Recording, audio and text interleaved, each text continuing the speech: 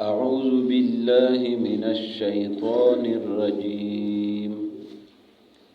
بسم الله الرحمن الرحيم. الحمد لله الذي خلق السماوات والأرض وجعل الظلمات والنور ثم الذين كفروا بربهم يعدلون. هو الذي خلقكم من طين ثم قضى أجلا وأجل مسمى عنده ثم أنتم تمترون. وهو الله في السماوات وفي الأرض يعلم سركم وجهركم ويعلم ما تكسبون. وما تأتيهم من آية من آيات ربهم إلا كانوا عنها معرضين. فقد كذبوا بالحق لما جاءهم فسوف يأتيهم أنباء ما كانوا به يستهزئون. الحمدللہ الذی، تمام تعریفیں اس اللہ کے لیے ہے، خلق السماوات والارض، جس نے آسمانوں اور زمین کو بنایا ہے، وجعل الظلمات والنور، اور جس نے اندھیرے اور روشنی کو بنایا ہے، ثم الذین کفروا بربہم یعدلون، پھر کافر لوگ اپنے رب کے ساتھ کسی اور کو برابر کرتے ہیں، شریک کرتے ہیں۔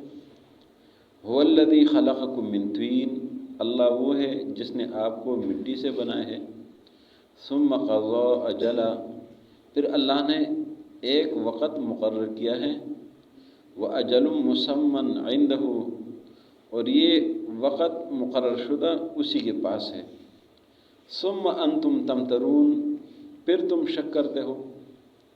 وَهُوَ اللَّهُ فِي السَّمَاوَاتِ وَفِي الْأَرْضِ، اللہ وہ ہے جو آسمانوں میں اور زمین میں ہے، یعلم سرکم، اللہ جانتا ہے تمہارے دلوں کا راز، وجہرکم، اور تمہارے جہر سامنے کیے ہوئے باتوں کو جانتا ہے، وَيَعْلَمُ مَا تَكْسِبُونَ، اور جانتا ہے وہ کچھ جو تم کرتے ہو، وَمَا تَأْتِيهِم مِّنْ آیَةٍ مِّنْ آیَاتِ رَبِّهِمْ، اور جو بھی ان کے پاس آئی ہے کوئی نشانی رب کی نشانیوں میں سے، إِلَّا كَانُوا عَنْهَا مُعْرِضِينَ، مگر یہ لوگ اس سے منہ موڑتے ہیں، انکار کرتے ہیں۔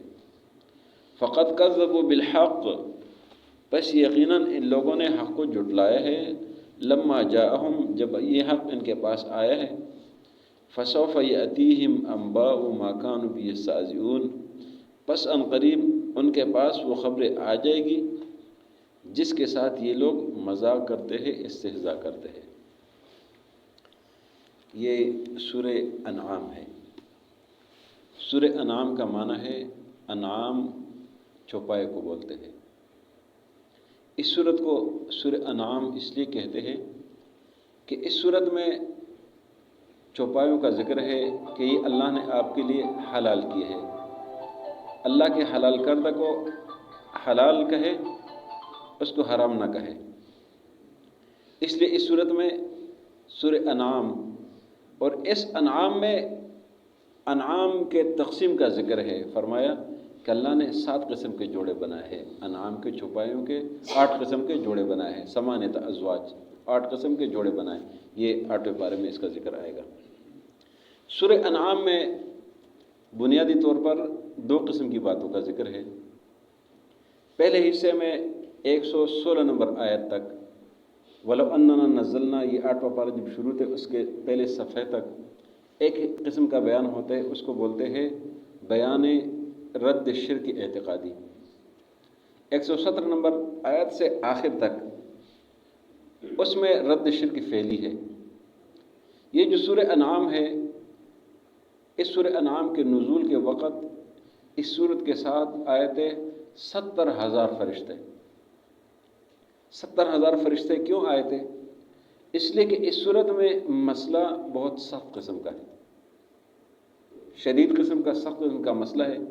تو اللہ نے نبی صلی اللہ علیہ وسلم کی تسلی کے لیے یہ 70,000 فرشتے اس صورت کے ساتھ پروٹوکول کے لیے بھیجے تھے۔ اس صورت میں آئے گا انشاءاللہ، آپ دیکھیں گے کہ قل، قال، قولو، اس کا ذکر بہت آئے گا۔ قال یقول، قل کا ذکر بہت آئے گا۔ قل قل قل قل، آپ کہہ دیجیے، آپ کہہ دیجیے، آپ جواب دیجیے۔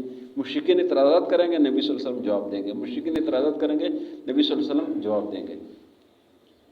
اس لیے کہ یہ جو عقیدے کا مسئلہ ہے یہ بہت سخت قسم کا مسئلہ ہوتا ہے، اور دنیا میں جتنی بھی لڑائیاں ہیں، جتنے بھی جھگڑے ہیں، یہ عقیدے کی وجہ سے ہے۔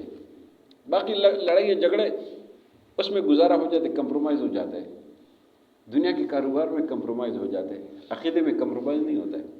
آپ اگر جائیں نا کسی دکان میں، ادھر آپ دیکھیں کسی بڑی دکان میں چلے گئے، ادھر یہودی بھی کھڑا ہے چیز بیچ رہے، کرسچن بھی کھڑا ہے، مسلمان بھی کھڑا ہے، کوئی قادیانی کھڑا ہے، کوئی اور کھڑا ہے، کسی نے یہ نہیں دیکھنا کہ اس کا کس مذہب کے ساتھ تعلق ہے، اس کا تعلق اس چیز کے خریدنے کے ساتھ ہے، وہ چاہے وہ جو بھی ہے اس سے لے کے لے آتا ہے۔ لیکن جب بات عقیدہ کی آتی ہے تو پھر بھائی بھی بھائی کے ساتھ لڑ جاتا ہے، ملک بھی ملک کے ساتھ لڑ جاتا ہے۔ یہ عقیدہ جو ہے نا یہ بہت اہم چیز ہے، عقیدے میں کمپرومائز نہیں ہے۔ اگر مسلمانی کی بات آتی ہے پھر یہ لوگ نہیں دیکھتے کہ آگے کون ہے کون نہیں ہے، یہ کس کا کاروبار ہے، کیا مسئلہ ہے، پھر وہ ساری چیزیں ختم ہو جاتی ہیں۔ اس صورت میں یہی بات ہو رہی ہے، مکی صورت ہے، اور اس صورت میں 7 قسم کی باتیں ہیں۔ مشرکین کے حالات کا ذکر ہے، مشرکین کے معبودوں کا ذکر ہے، جو وہ شرک کرتے تھے اس کی تردید کا ذکر ہے۔ اس سے گزشتہ صورت سورہ مائدہ میں شرک فعلی کا ذکر تھا کہ اللہ کے نام کے علاوہ کسی اور کے نام کے اوپر کوئی چیزیں ذبح نہ کرو، اگر کسی نے کیے تو آپ نہیں کہہ سکتے۔ یہ سورہ مائدہ کے شروع میں پھر حلال حرام کا ذکر کرتے کرتے کرتے یہ سارا سلسلہ ہو گیا۔ تو اس صورت میں عقیدہ کا بیان ہے۔ قرآن مقدس میں 5 صورتیں ہیں، 5 صورتیں جس کا آغاز ہے الحمدللہ کے ساتھ۔ 5 صورتیں ہیں، ایک سورہ فاتحہ، پھر یہ سورہ انعام، پھر اس کے بعد سورہ کاف 15 پارے میں، پھر سورہ سبا 22 پارے میں، اس کے بعد سورہ فاتر۔ اور قرآن میں جو بڑے بڑے مسائل ہیں وہ 4 مسائل ہیں۔ پہلے مسئلہ جو ہے اللہ کی وحدانیت کا مسئلہ ہے کہ خالق لکل شیء ہو اللہ، ہر چیز کا خالق کون ہے؟ اللہ ہے۔ اس کا ذکر گزشتہ حصے میں کثرت سے ہو گیا۔ اس صورت میں اس حصے میں یہ بتایا جا رہا ہے کہ ہر چیز کا رب پالنے والا اللہ ہے، ہر چیز کو اللہ ہی پالتا ہے۔ وہ الحمدللہ یہاں سے وہ سورہ کاف تک، سورہ کاف سے 22 پارے تک، سورہ سبا تک، المبارک فی کل شیء ہو اللہ، ہر چیز میں برکت اللہ ڈالتا ہے۔ جو آخری حصہ ہے اس میں 2 قسم کی باتیں ہیں۔ اس میں اس بات کی قیامت ہے کہ قیامت ضرور آئے گی، قیامت ضرور آئے گی، قیامت ضرور آئے گی، اور یہ سورہ سبا سے شروع ہو جاتے ہیں۔ قل بلا وربی لتاتینکم، آپ ان کو کہتے ہیں کہ اللہ کی قسم یہ قیامت ضرور آئے گی، اور اس کے بعد یہ سلسلہ شروع ہو جائے گا۔ اور جب آخری پارے تک آپ جائیں گے تو سورہ قیامت کے بعد ہر صورت میں قیامت کا ذکر ہے، ہر سورہ اللہ اقسم بیوم القیامہ، هل اتى على الانسان عما يتساءلون، پھر والنازعات عبس وتولى اذا الشمس كورت السماء فطر السماء انشقت والسماء والطارق، یہ سب قیامت کا تذکرہ پھر ہوتا ہے۔ اور قیامت کے ساتھ ساتھ جو ایک اور مسئلہ ہے اس کو بولتے ہیں نفی شفاعت قہری، کہ قیامت کے دن اللہ کے ہاں کسی کی زبردستی نہیں ہے، شفاعت ہوگی، انبیاء علیہ السلام کریں گے، اللہ کی اجازت سے کریں گے۔ اور یہ کب کریں گے؟ جب نبی صلی اللہ علیہ وسلم اللہ سے اجازت لیں گے، سب سے پہلے شفاعت نبی صلی اللہ علیہ وسلم کریں گے، اللہ ان کو خصوصی اجازت دیں گے، اس کے بعد اذن عام ہو جائے گی، پھر انبیاء، پھر صالحین، اور اس طرح درجہ بدرجہ حافظ، علماء، اور یہ درجہ نیک صالحین جتنے بھی لوگ ہیں درجہ بدرجہ سفارش کریں گے۔ تو آخری حصے میں 2 اثبات قیامت اور شفاعت کا ذکر ہے کہ اللہ کے اوپر کوئی زبردستی نہیں، وہ بھی وہاں پہ یہ مسئلہ اس کا تذکرہ ہے انشاءاللہ۔ تو سورہ انعام میں جو 70,000 فرشتے آئے تھے اسی مقصد کے لیے آئے تھے۔ اور سورہ مائدہ کے آخری آیت میں آپ پڑھیں للہ ملک السماوات والارض وما فیہن وہو علی کل شیء قدیر، سورت کے آخر میں فرمایا کہ آسمان اور زمین کی بادشاہی یہ اللہ کے لیے، وہ ہر چیز پر قادر ہے، یہ اس کے آخر میں فرمایا۔ تو سورہ انعام کے شروع میں فرمایا کہ الحمدللہ الذی خلق السماوات والارض، تمام تعریفیں اس رب کے لیے ہے جس رب نے آسمان اور زمین کو پیدا کیا ہے۔ خالق بھی وہی ہے، مالک بھی وہی ہے، پیدا بھی اس نے کیا ہے، اس کا مالک بھی وہی ہے، اس کا نظام بھی وہی چلا رہا ہے، یہ رب نے یہ بتا دیا۔ فرمایا وجعل الظلمات والنور، اللہ نے اندھیرے بھی بنائے ہیں، اللہ نے روشنی بھی بنائی ہے، یہ روشنی کا مالک بھی اللہ، اندھیرے کا مالک بھی اللہ، آسمانوں کا مالک بھی اللہ، زمینوں کا مالک بھی اللہ، ان سب کا خالق اللہ۔ فرمایا ثم الذین کفروا بربہم یعدلون، ان سب کے باوجود کافر لوگ پھر بھی اللہ کے ساتھ شرک کرتے ہیں، کافر پھر بھی اللہ کے ساتھ شرک کرتے ہیں کہ مالک اللہ ہے، خالق اللہ ہے، پیدا اس نے کیا، سب کچھ اس نے بنا ہے، سب کچھ اختیارات اس کے پاس بھی ہے، اسی کے پاس ہے، لیکن پھر بھی کافر کیا کرتے ہیں، وہ کہتے ہیں کہ نہیں وہ بھی کچھ کر سکتا ہے، وہ بھی کچھ کر سکتا ہے، وہ بھی کر سکتا ہے، وہ بھی کر سکتا ہے، یہ اختیار اس کے پاس ہے، وہ اختیار اس کے پاس ہے، وہ اختیار اس کے پاس ہے، اولاد یہ دیتا ہے، شادی وہ کراتا ہے، بیٹے وہ دیتا ہے، بیٹیاں یہ دیتا ہے، یہ تکلیفیں دور کرتا ہے، یہ کرتا ہے، یہ وہ کرتا ہے۔ ثم الذین کفروا بربہم یعدلون، پھر بھی کافر یہ کام کرتے ہیں، پھر بھی انہوں نے لات منات عزا یہ اپنی طرف سے یہ الہ بنائے ہوئے ہیں۔ ثم الذین کفروا بربہم، تو یہ مسئلہ پھر بھاری ہو گیا، یہ مسئلہ سخت ہو گیا۔ ثم الذین کفروا بربہم یعدلون، یہ سخت ہو گیا، اس لیے تو پھر لڑائی شروع ہو گئی، اس لیے تو لوگوں نے نبی صلی اللہ علیہ وسلم کی رسالت کا انکار کر دیا، اس لیے تو لوگوں نے کہا نبی صلی اللہ علیہ وسلم تو ہمارے درمیان لڑائیاں بنا رہے ہیں، بھائی کو بھائی سے لڑا رہے ہیں، رشتہ داروں کو رشتہ داروں سے لڑا رہے ہیں۔ بات تو یہ ہے کہ اللہ کی بات مانو، جس رب نے بیت اللہ بنایا ہے، جس رب نے سارا نظام بنایا ہے، اس رب کی مانو، لیکن وہ تو لات منات عزا اور اپنے نام رکھے ہوئے الہوں کو پکارتے تھے، اس لیے اللہ نے فرمایا ثم الذین کفروا بربہم یعدلون۔ فرمایا والذی خلقکم من طین، اللہ نے انسان کو مخاطب کیا، فرمایا اے انسان کس دھوکے میں پڑے، اللہ نے آپ کو مٹی سے بنایا ہے، آپ کی حقیقت مٹی سے بنایا ہے، کدھر جا رہے ہو، شرک کر رہے ہو۔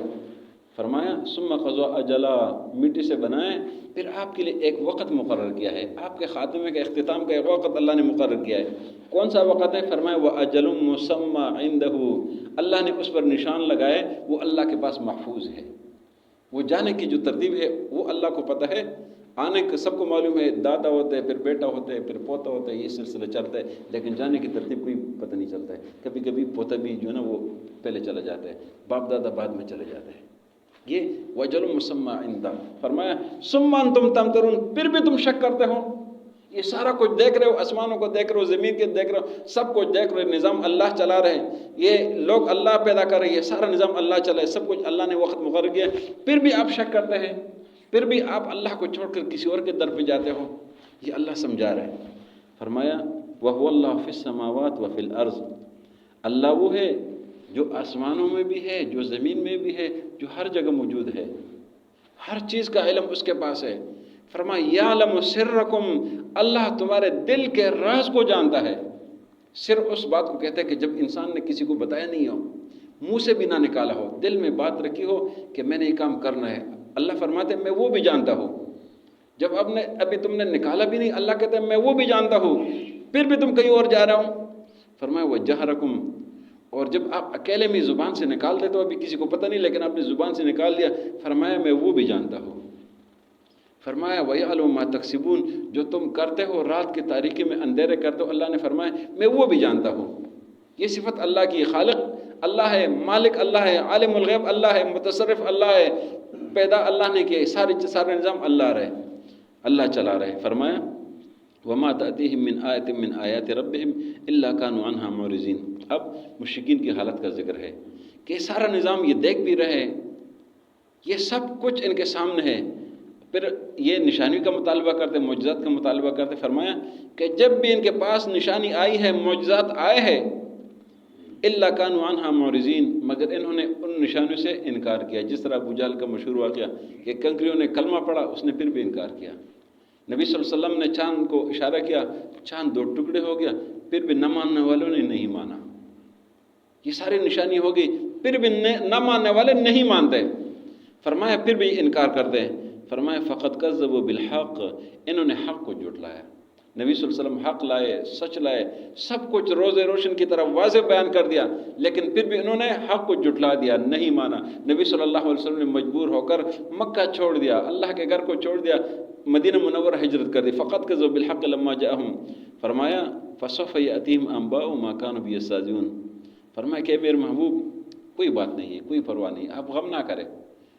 جس بات کو جھٹلا رہے، آپ کی حقانیت کو، آپ کے قرآن کو، آپ کو، قیامت کو، جتنے بھی جھٹلا رہے، بس ان قریب وقت آنے والا ہے، ان کو پتہ چل جائے گا کہ کیا ہونا ہے کیا نہیں۔ فسوف یاتیم انباء ما کانوا به یستہزئون، ان قریب یہ خبریں ان کے پاس آ جائے گی، اور جب یہ موت کا فرشتہ سامنے آ جاتا ہے تو ساری چیزیں پھر سامنے شروع ہو جاتی ہیں، اس کے بعد پھر آخری مرحلہ شروع ہو جاتا ہے۔